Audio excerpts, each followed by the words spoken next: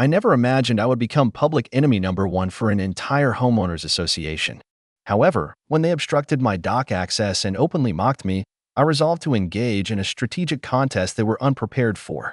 Today, from the vantage point of my private dock, I am enjoying a cold beer as I observe dozens of frustrated HOA members gathered on the shore. They are barred from fishing during the sole fishing season of the year, a traditional festival that has been a cornerstone of this community for more than 40 years. At times, justice is dispensed not merely in courtrooms, but on your own property with a measure of legal insight and a great deal of patience. When my wife Emma and I chose to purchase her late grandfather's lakefront estate at Lakeside Shores, our primary motivations were sentimentality and the private dock that had been in place for over 6 decades. For me, a remote IT engineer with a deep love for fishing, the prospect of casually walking down to my own dock at any time felt like a fantasy realized. The house required some modernization, but the weathered wooden dock that extended into the lake's clear waters was flawless as it was. I can still recall standing there on the day we finalized the paperwork, seeing a small base leap near a piling, and believing I had discovered my personal paradise. Emma's grandfather constructed that dock with his own 2 hands in the early 1960s, shaping every board with meticulous care. Faded initials were still etched into one of the support posts, a personal mark that had endured decades of sunlight, precipitation, and the gentle motion of the water. For Emma, it served as a tangible link to her childhood memories of summer days spent fishing alongside her grandfather. For me, it was the ideal sanctuary from the digital environment I inhabited throughout the day, a location where technology receded and the natural world took precedence. The initial 2 weeks were idyllic. I established my home office with a view of the lake and concluded my workday early to dedicate the evenings to fishing from the dock. Our neighbors appeared affable enough, although many were only seasonal residents. A few of them brought us welcome baskets, one of which was particularly thoughtful from Victor Ramirez, a retired military veteran residing 3 houses away. "It's good to have some year-round residents moving in," he remarked with a sincere smile upon its delivery. This area transforms entirely during the summer. The community held an annual fishing festival that was a frequent topic of conversation. It had apparently been a tradition for 40 years and was the pinnacle of their summer season. Individuals from adjacent towns would visit. A major fishing competition would be held, offering prizes valued in the thousands of dollars, and the entire community would unite for a week-long celebration. Local enterprises would erect booths to sell a variety of goods, from handcrafted lures to freshly caught fish tacos. Children could join fishing clinics to learn correct methods and conservation ethics. In the evenings, live music and dancing would animate the community green. Nearly every person I encountered brought it up within the first few minutes of conversation, their eyes brightening as they recounted their favorite aspects or previous winners of the competition. I was eager to participate in my first one, already envisioning myself competing in the base category of the tournament. Then, the letter arrived. It was an official communication from the Lakeside Shores Homeowners Association, stating that my dock violated HOA rules and must be dismantled within 30 days. I was taken aback. The dock had been in place since 1962, well before the HOA's formation in 1990. I dialed the number on the letterhead and was put through to Eleanor Blackwood, the HOA president. "I understand your concern, Mr. Turner," she stated in a tone that implied she understood very little. "But our regulations are explicit. All lakefront structures must adhere to current architectural standards. Your grandfather-in-law's dock was technically non-compliant but was grandfathered in as a pre-existing structure. However, with the property changing ownership, we must bring it into compliance." I clarified that the dock was structurally sound and existed before their association. "Surely there must be some protection for pre-existing structures," I contended. Her reply was a sarcastic laugh. "This isn't constitutional law, Mr. Turner. This is Lakeside Shores. Our covenants are quite clear, and I suggest you review them thoroughly. The 30-day countdown has begun." The condescension in her voice was palpable, the sound of someone used to exercising authority without opposition. I attempted a different tactic, conveying the dock's sentimental importance to my wife's family and how her grandfather had built it decades prior. "While I can appreciate family sentiments," Eleanor answered with feigned sweetness, "the HOA's purpose is to preserve property values and community standards. Personal connections to non-compliant structures are regrettable but ultimately inconsequential. You might consider taking some photos before it's removed." For sentimental reasons. My blood pressure began to climb, but I maintained a composed voice. I will be examining the HOA bylaws and applicable state laws before I proceed with any action, I stated. Her sigh was overly dramatic. As you like, Mr. Turner. But I must caution you. Challenging the HOA seldom ends favorably for homeowners. That evening, as I was pondering my next move and taking some trash to the bins at the end of our driveway, I chanced upon voices from the street. Eleanor was strolling with a man I would later identify as Marcus Reed, another HOA board member. They paused just beyond my property line, conversing in low but distinct tones. I don't care about heritage or any of that, Eleanor griped, motioning toward my home. That dock obstructs the view from my living room. Plus, we need that area for the new fishing pier for this year's festival. Marcus concurred with a nod, and they proceeded down the street, oblivious to the fact that I had overheard their entire exchange. It was then I grasped that this dispute wasn't about rules. It was a matter of territorial conflict. And for Eleanor, my strategic skills were, unfortunately for her, quite advanced. The following morning, I immersed myself in research. I have always held that knowledge is power, and for this particular challenge, I required all the power I could muster. I cleared my work commitments for the day, prepared a large pot of coffee, and arranged multiple monitors to sort through my discoveries. I downloaded all available HOA documents, examined state property laws, requisitioned the original property deeds from the county records office, and contacted a few individuals who might offer insights into local regulations. Emma brought me lunch at my desk, showing concern for my intense focus, but remaining supportive of my resolve to defend her grandfather's creation. I recall him mentioning once that he ensured he had all the correct permits when he constructed that dock, she noted. He was always very precise about such matters. That remark prompted me to explore another avenue of research, searching for historical building permits within the county archives. By the late afternoon, I had unearthed a pivotal piece of information. As per state law, structures erected prior to an HOA's creation were, in fact, safeguarded under what is known as grandfathered status.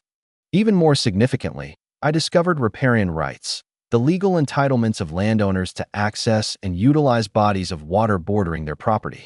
These were not mere informal guidelines. They were firmly established tenets of property law, supported by substantial legal precedent. I also dedicated time to understanding the annual fishing festival that held such deep meaning for this community. It was more than just a casual event. It was a major economic and cultural affair for lakeside shores. Families who had been involved for generations centered their entire summers around it. The week-long festivity featured a fishing contest with considerable prizes, children's events, communal meals, and even a small parade. While searching the local historical society's digital archives, I discovered photographs from the early 1980s depicting smiling families displaying their impressive catches, children with fish-themed face paint, and senior anglers imparting their knowledge to younger generations. There was even a Lakeside Legends award presented each year to the community member who contributed most to preserving the lake's heritage and ecology. Local businesses relied on the surge in tourism, with eateries, tackle shops, and hotels earning nearly 30% of their yearly income during the festival week. For many permanent residents, it served as the main avenue for connecting with neighbors and preserving a sense of community during the quieter winter seasons. The festival had endured economic slumps, shifting demographics, and even a significant flood in 1997. It represented the very heart of lakeside shores, a tradition that went beyond a typical neighborhood event. In the course of my investigation, I found an ally in Walter Graham, a 72-year-old retired lawyer who lived nearby. Upon explaining my dilemma, he extended an invitation for coffee. Walter's home was painted a striking navy blue, a notable contrast to the beige and gray houses common in the area. Eleanor attempted to force me to repaint this house 5 years ago, he said with a chuckle, pouring me a robust cup of coffee that I suspected contained a hint of whiskey. She claimed it violated the neighborhood's aesthetic standards. I presented her with the original HOA documents from when I purchased the property, which had no color limitations. She was displeased, but there was nothing she could do. Walter corroborated my research regarding grandfathered structures and riparian rights. He also assisted me in finding the original property records that verified the dock's construction in 1962. Equipped with this knowledge, I composed a formal reply to the HOA, refusing to dismantle the dock and including the legal proof that backed my stance. I had just sent the email when my phone rang. It was a neighbor I had met briefly, Sophia Lynn. "Charles, I heard about your issue with Eleanor," she began. "I just wanted to give you a heads up. She does not respond well to being challenged. When my family put up solar panels last year, she made our lives a living hell for months, even though they were perfectly legal. Just be ready, all right?"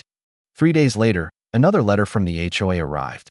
This one informed me of an emergency board meeting to address my ongoing violations. The message was unmistakable. Eleanor was assembling her supporters. I inquired if Walter would join me at the meeting, and he accepted with a sparkle in his eye that indicated he was looking forward to the confrontation. As we readied ourselves to depart for the meeting, Walter placed a hand on my shoulder, a sly grin forming on his weathered face. "You know, Eleanor tried to make me repaint my house 5 years ago. She disliked the navy blue, and now my house is even bluer. Sometimes, Charles, the battle with the HOA isn't about winning the initial skirmish. It's about winning the final one." I was unaware that this was merely a precursor to what lay ahead, but I had resolved not just to defend myself. I needed to go on the offensive. The emergency HOA meeting took place at the community center, a single-level building whose walls were adorned with photographs from previous fishing festivals. Emma and I showed up with Walter, discovering the room was already filled with approximately 30 residents. Eleanor was positioned at the head of a long table, accompanied by 5 board members, Marcus Reed among them. She made no effort to conceal her annoyance upon seeing Walter with me. "This emergency meeting of the Lakeside Shores HOA is now in session," Eleanor declared, striking a small gavel. "Our first and only agenda item is the Turner property and its non-compliant dock structure. Mr. Turner has declined to adhere to our reasonable demand to remove the structure, claiming what he believes are grandfathered rights." I noted her stress on the word believes, as if my legal entitlements were just a matter of opinion. When my opportunity to speak arrived, I laid out the documents Walter had helped me procure, stating plainly that the dock was established nearly 30 years before the HOA and was therefore protected by state law. A number of residents nodded their heads in agreement, yet Eleanor was not swayed. While Mr. Turner's historical findings are notable, she stated with a dismissive gesture, "The reality is that the HOA maintains complete authority over common areas, which includes the walkway providing access to all docks. The board has concluded that the walkway to Mr. Turner's dock traverses HOA property and constitutes a safety hazard." This was a new strategy one had not foreseen.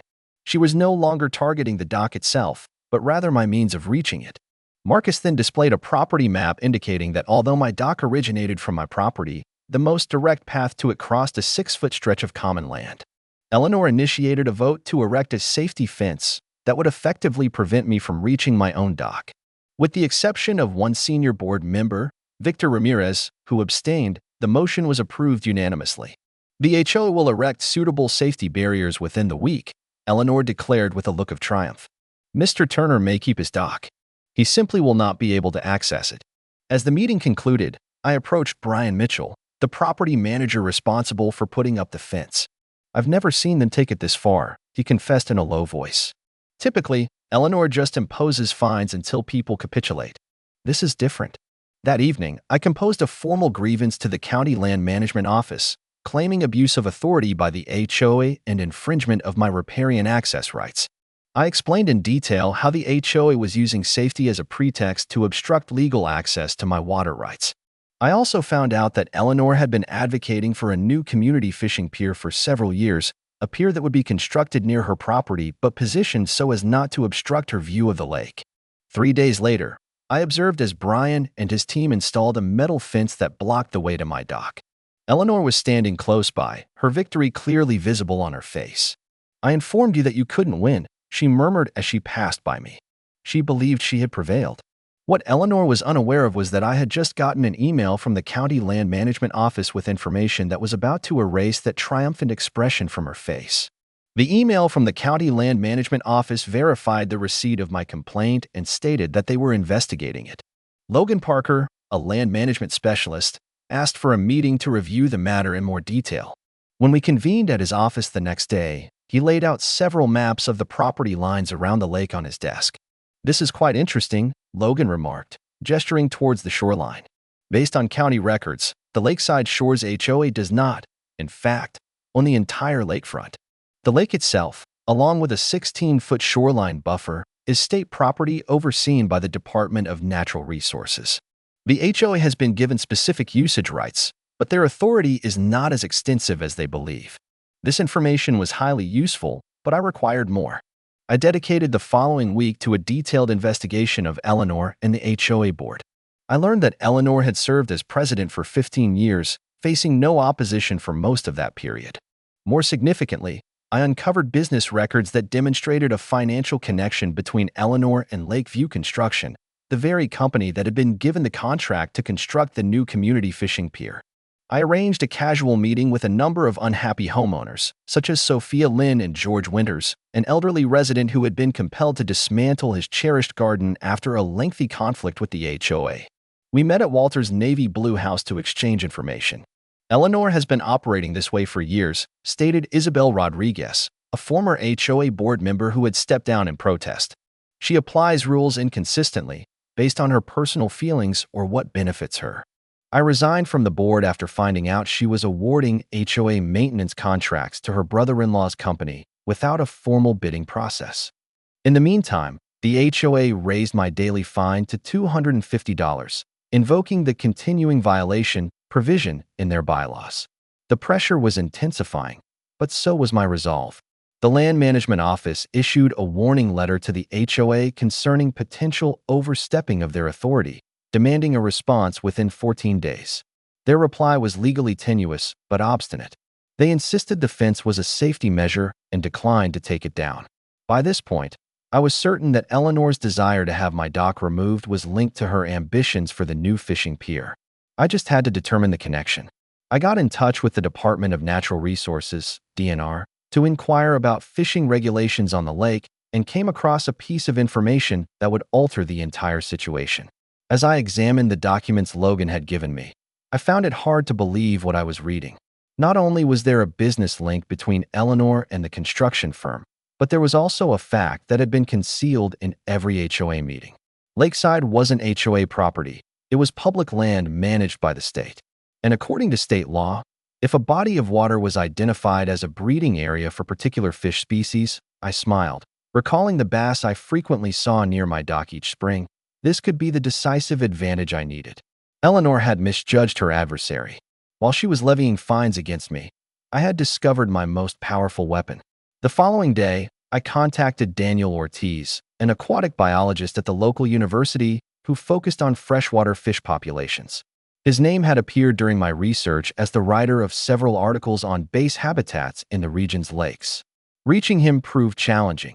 I had to go through the university's complex phone directory, leave messages with 2 separate department assistants, and ultimately send a comprehensive email detailing my observations of the bass near my dock. I was surprised when he returned my call within an hour of receiving my email. "Your timing is noteworthy, Mr. Turner," he mentioned when we spoke. "I've been tracking bass populations in various lakes in this area, and Lakeside has exhibited some distinct patterns." I described my circumstances and inquired if he would be open to performing a survey of the area near my dock. I was direct about my issue with the HOA but stressed my sincere interest in safeguarding the lake's ecosystem. Daniel was at first reluctant, not wishing to get involved in a local disagreement, but his scientific interest was piqued when I detailed the consistent patterns of bass behavior I had noticed. "Those actions are typical of spawning behavior," he conceded. "If a substantial breeding ground exists there, it would definitely be valuable to document." Intrigued by the site's potential ecological significance, he consented to meet me that weekend. On Saturday morning, we found ourselves in wetsuits, performing an underwater assessment of the lakebed near my dock. The water was surprisingly clear, with visibility of about 15 feet in the morning light. Daniel worked with precision, capturing photographs and collecting samples while I helped by holding measuring devices and collection bags. He identified details I would have overlooked: the unique makeup of the gravel beds, the distribution of aquatic vegetation, and the small hollows on the lake floor that he recognized as bass nests or redds. He gathered water samples at different depths, checking temperature, oxygen content, and pH levels with portable devices he had brought.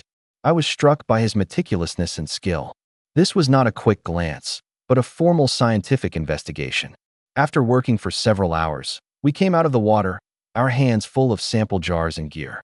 As we got onto the dock, I was surprised to see Marcus Reed on the shore, holding his phone, his face a mix of suspicion and unease.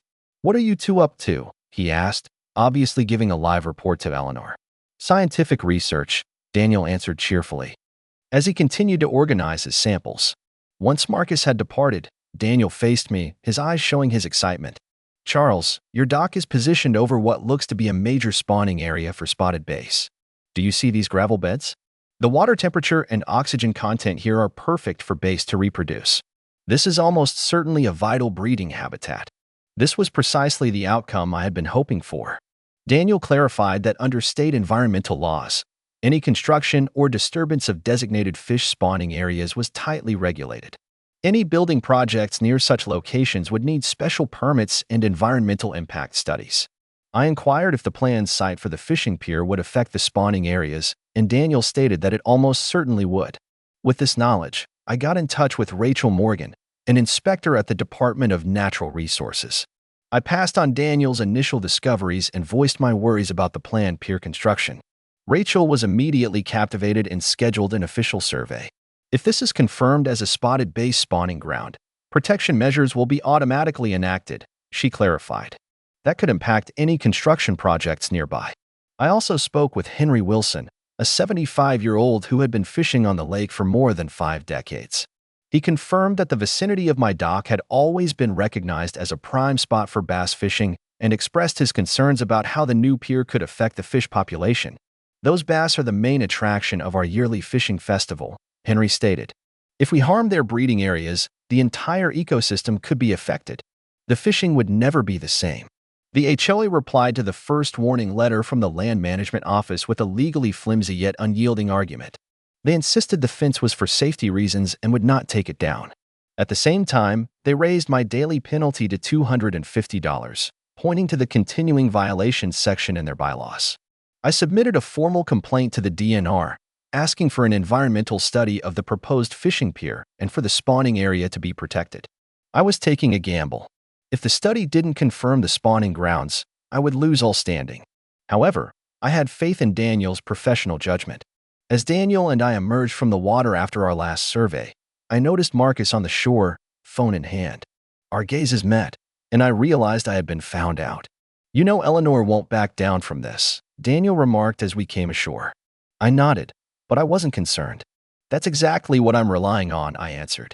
"Because Eleanor is about to confront something she has no power over, the laws of nature and the anger of a whole community when they find out who is truly endangering their traditional fishing festival." Within a week, the Department of Natural Resources issued a temporary halt on the permit for the new fishing pier, pending the outcome of their investigation.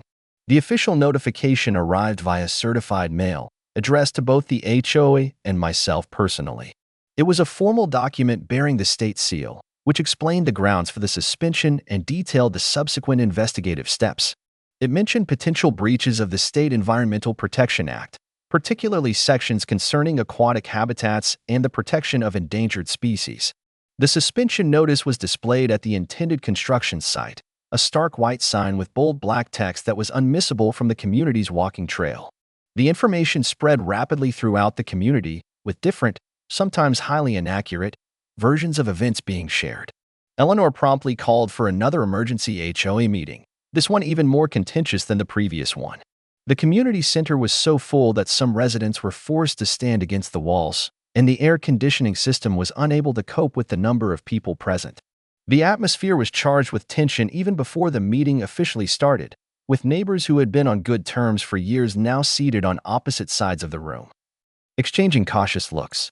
"Mr. Turner has decided to undermine a community project that would be beneficial for all," she declared to the crowded room. "His selfish behavior could cost us our annual fishing festival, all because he will not adhere to reasonable HOA rules." The accusation was shrewd. She was trying to sway the community against me by linking my actions to the possible cancellation of their cherished festival. Many residents glared at me with undisguised animosity, not knowing that the genuine danger to the fish population stemmed from Eleanor's inadequately planned pier project. The HOA board, guided by Eleanor, voted to raise my daily fine to $500, referencing Article 12.3 of their bylaws concerning actions that inflict serious damage on community interests. The vote was not unanimous this time.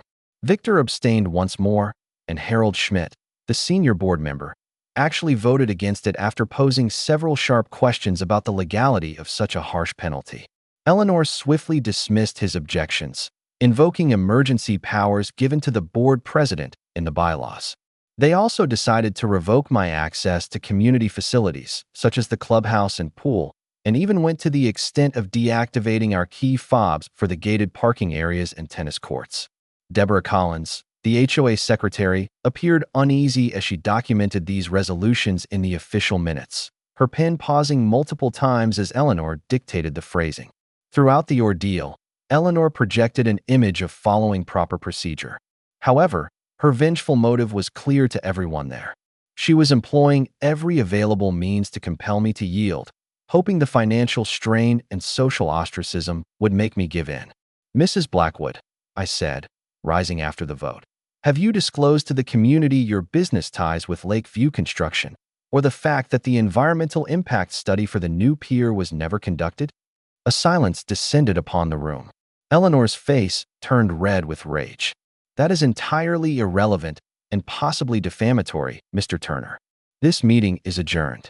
She slammed her gavel and hastily left the room, but I could tell that I had sowed seeds of doubt in the minds of several residents. I chose to present my argument directly to the community. I made a post on the local community forum, sharing details about the base spawning grounds and the potential environmental consequences of the planned pier.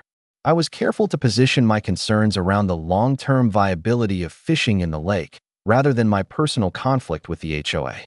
As the situation grew more tense, I was informed that the DNR would be carrying out a thorough environmental study of the lake area. Eleanor's attorney sent me a menacing letter, asserting that I was illegally obstructing HOA projects and could be subject to legal proceedings. When I read the threatening letter from Eleanor's lawyer, Emma asked with concern if we should give up. I put the letter down and opened my laptop to show her an email I had just gotten. "It's from the DNR," I explained. "They aren't just halting the pier project. They are broadening their inquiry to cover all HOA activities related to the lake from the last 5 years. Emma looked at me with wide eyes. "But this means—" "That's correct," I confirmed with a nod. "Eleanor has dug her own hole, and I haven't even used my most powerful argument yet, informing the community about the real danger to their treasured fishing festival." Henry arranged a meeting with the community's fishing lovers to talk about the environmental effects, and the turnout was much higher than I had anticipated.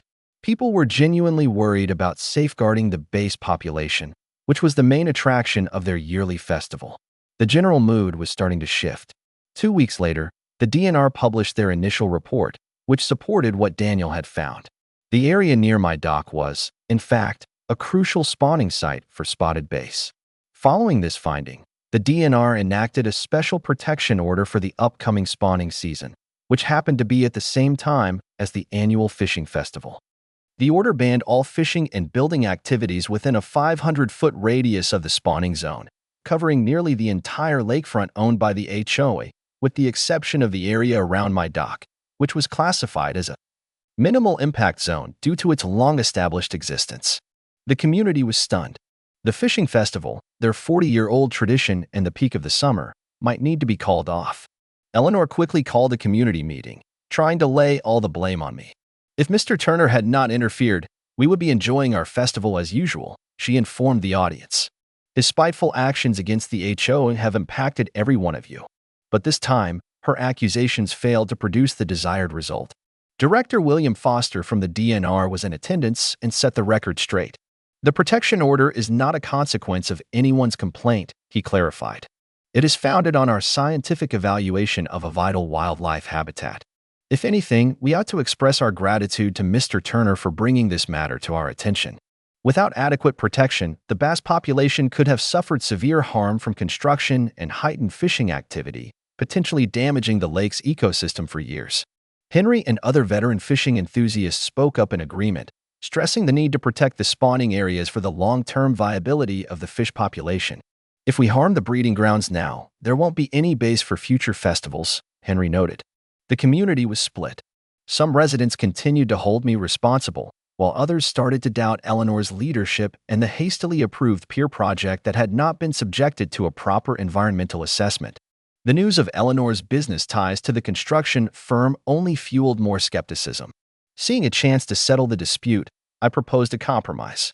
I would permit community members to use my dock to reach the parts of the lake that were still accessible for fishing during the festival, provided the HOA took down the fence obstructing my access and formally recognized my legal rights to the dock. Eleanor instantly dismissed my proposition, labeling it as blackmail. However, her refusal only served to distance more community members, who witnessed a sensible compromise being rejected out of sheer stubbornness. At a particularly strained community meeting, Victor Ramirez finally rose to his feet. "Enough, Eleanor," he declared, his voice carrying through the hall. "We are on the verge of losing our fishing festival, the pride of our community for 40 years, simply because you are incapable of admitting you made a mistake." Eleanor's face flushed with anger. But before she could retort, Harold Schmidt, the most senior member of the HOA board, stepped up to the microphone. "I move for a vote of no confidence in our current HOA president," he stated, causing a wave of murmurs to spread through the crowd. It was at that moment I knew the entire dynamic had shifted. The motion for a vote of no confidence took Eleanor completely by surprise. She had become so familiar with having her authority go unquestioned that she failed to see how many residents had grown disenchanted with her leadership. The meeting turned into a chaotic scene, with Eleanor trying to rule the vote as improper while an increasing number of residents insisted on speaking. In the midst of this, Cynthia Davis, a reporter from the local paper who had received a tip about the dispute, ran a story that exposed Eleanor's business connection to the construction company and raised questions about the HOA's lack of transparency under her direction. The piece featured statements from past board members and contractors who detailed a history of preferential treatment and biased rule enforcement. The DNR widened their inquiry and uncovered additional environmental infractions that had taken place during Eleanor's tenure, such as unapproved shoreline alterations and the use of prohibited chemical treatments for lake weeds near her property. Facing increasing pressure, the HOA board set a date for a formal vote on Eleanor's leadership. Diana Foster, a new resident and an environmental lawyer, put her name forward as a candidate for the presidency, vowing to bring transparency and a more cooperative style of community management. The vote was clear-cut. Eleanor was ousted from her role as HOA president, and Diana was elected to succeed her. One of Diana's initial moves was to extend an olive branch to me. The HOA would take down the fence that blocked access to my dock, formally recognize my legal rights to it, and issue a public apology for the harassment I had endured. In exchange, I consented to let the community use my dock during the fishing festival, which could now be held on a smaller scale in the areas not covered by the DNR's protection order. I also volunteered to assist in creating a more ecologically responsible plan for a community fishing pier that would not harm the spawning grounds. The DNR gave its approval to a revised plan. The community fishing pier was still going to be constructed, but at a new site that would not interfere with the spawning area. The pier would be more modest than initially envisioned, but would feature educational signs about the lake's ecology and responsible fishing methods. As Diana and I shook hands before the community, I saw Eleanor standing in a corner of the room, her expression full of animosity. "This isn't over," I could discern from her expression. And just as I anticipated, the very next morning, every HOA board member got a letter from Eleanor's legal representatives. She was making her last stand. Eleanor retained a formidable legal team from Anderson, Reynolds, and Hull, a well-regarded firm from the closest major city, known for handling high-stakes corporate litigation. They initiated a 27-page lawsuit against both the HOA and me, claiming illegal collusion, sabotage of a public project, tortious interference with business relationships, and a variety of other legally framed accusations. The lawsuit sought not only Eleanor's reinstatement as HOA president, but also $750,000 in damages, a staggering amount that created a stir throughout our community. The legal papers were served by a grim-faced process server who appeared to derive a certain satisfaction from presenting them to Emma and me during our Saturday morning meal. She assembled a small contingent of backers, mainly individuals with financial stakes in the original pier proposal or long-standing allies who had profited from her favoritism.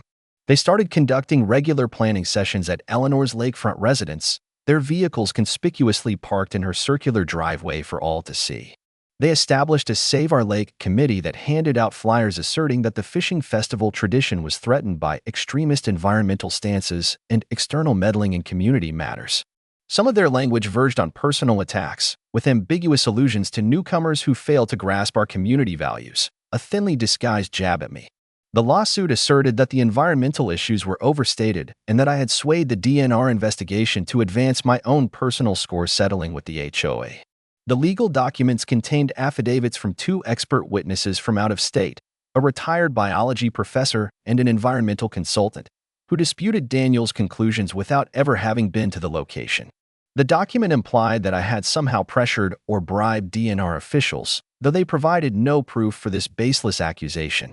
She aimed to be put back in charge as president and sought substantial financial compensation, including payment for emotional suffering and harm to her professional standing. The lawsuit posed immediate real-world challenges. Our homeowners' insurance at first declined to pay for legal defense, asserting that disputes with the HOA were not covered by our policy. The newly chosen HOA board was stuck, uncertain of how to proceed, with some members proposing a settlement simply to sidestep the legal costs. It was a critical moment that could have undone all of our progress. Walter emerged from retirement to assist the new HOA board and me in handling the lawsuit. He came to our emergency session with a well-worn leather briefcase containing meticulously arranged notes and legal precedents. Despite his years, his legal acumen was as keen as ever. "She is acting out of desperation," he clarified as we went over the legal papers, his finger moving over the elaborate legal phrasing with expert familiarity. "This is a typical SLAP suit, a strategic lawsuit against public participation. It's meant to intimidate and deplete funds, not to succeed on legal grounds. The courts are increasingly disfavoring these kinds of lawsuits, and some states have even passed anti-SLAP laws to stop them." He produced several similar cases where courts had thrown out such lawsuits and ordered the plaintiffs to pay the defendants' legal fees. "We won't just be on the defensive here," he stated, a resolute look in his eyes. "We will file for immediate dismissal and then countersue for abuse of the legal process." The case was given to Judge Catherine Miller, a 62-year-old judge respected for her firm commitment to environmental law. During the first hearing, Eleanor's attorneys presented their arguments with dramatic flair, depicting me as a spiteful new resident bent on disrupting community customs for personal gain. When it was our turn, Walter calmly laid out the proof of Eleanor's business connections with the construction company, the environmental impact assessments, and records of the biased application of HOA rules during her time in charge. The judge paid close attention, making sharp inquiries at times that indicated she was skeptical of Eleanor's story. In the meantime, Eleanor tried to persuade some residents that the fishing festival would be permanently axed if she were not restored to her position. She organized meetings at her house, disseminating false information about the DNR's reports and my motives. However, as the details of the case were revealed through the court hearings, even her staunchest allies started to pull away. The courtroom was filled to capacity on the day Judge Miller delivered her judgment. "The court finds no basis for the plaintiff's allegations," she declared with authority. In fact, the evidence indicates that it was the conduct of the HOA under Ms. Blackwood's direction that was potentially unlawful, including the failure to perform necessary environmental studies and clear conflicts of interest in awarding contracts. The judge threw out the entire case and forwarded the issue of Eleanor's business dealings to the County Ethics Committee for more investigation. Eleanor remained expressionless as the decision was announced, her final move having utterly failed. As we departed from the courthouse, Eleanor's few remaining supporters left her side, not wanting to be connected with what was now an undeniable defeat. The community had witnessed her real character, and there was no way back from that. Justice was served. The fishing festival proceeded as scheduled, albeit with a revised layout that respected the designated spawning zones. The shift from a crisis to a celebration was extraordinary. Diana and the new board put in immense effort to reconfigure the event, collaborating with the DNR to set up precise regulations for water-based activities. Brightly colored buoys demarcated the protected zones, and volunteers in kayaks gently guided any boats that came too near. Community members utilized my dock as a point of departure. We established a scheduling system to prevent congestion, and Emma set up a hospitality area offering refreshments and informational materials about the lake's ecosystem. Each morning, families would queue up, fishing equipment at the ready, with looks of anticipation on their faces. Children would scamper up and down the dock as parents conversed and readied their fishing gear. To the astonishment of everyone, the fishing was exceptional that year. With the spawning areas safeguarded, the mature bass were more prevalent in the accessible waters, resulting in unprecedented catches and some genuinely remarkable trophy photographs. The festival proved to be one of the most triumphant in recent memory, with attendance figures surpassing those of previous years despite the limitations. A new component was introduced to the festival: educational talks on lake ecology and sustainable fishing, which turned out to be surprisingly well received, particularly among the younger attendees. Daniel and his university associates established interactive displays that featured underwater videos of the spawning grounds, microscopes that showed the intriguing microorganisms at the base of the lake's food web, and tutorials on proper catch and release methods to reduce harm to the fish. What had started as a contentious issue had evolved into a chance for community learning and a deeper respect for the lake that was so integral to their local identity. The DNR finished their inquiry and determined that Eleanor had intentionally falsified environmental reports in the past. She was subjected to civil fines and was mandated to finance restoration projects in parts of the shoreline that had been improperly altered during her leadership.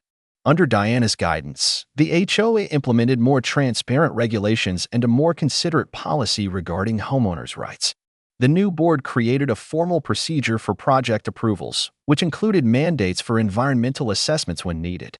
I became somewhat of a local celebrity, not for defending my own rights, but because my efforts had ultimately safeguarded the lake and fostered positive reform in the community's governance. Even those who had at first been against me eventually acknowledged that the result was beneficial for all. A year later, the base spawning grounds were flourishing, and the relationship between the community and their natural surroundings had grown more balanced. The new fishing pier was constructed in an ecologically suitable spot and featured educational exhibits about the lake's ecosystem. I held a barbecue at my dock, which was attended by most of the community members. The fence that had once barred my access was long gone, having been substituted with an elegant walkway that the new HOA had built as a token of goodwill. It was rumored that Eleanor had sold her residence and relocated to a different state. As I sat on my dock, observing neighbors and friends relishing the celebration, I couldn't help but feel a certain sense of gratitude toward Eleanor. Not for her attempt to deprive me of my dock, but because that conflict had, in the end, forged a stronger community. Victor gestured with his glass to me from a distance, and Walter gave a proud smile. Sometimes, championing what is right is not just about protecting what is yours, it's about aiding others and seeing the importance of uniting against unfairness.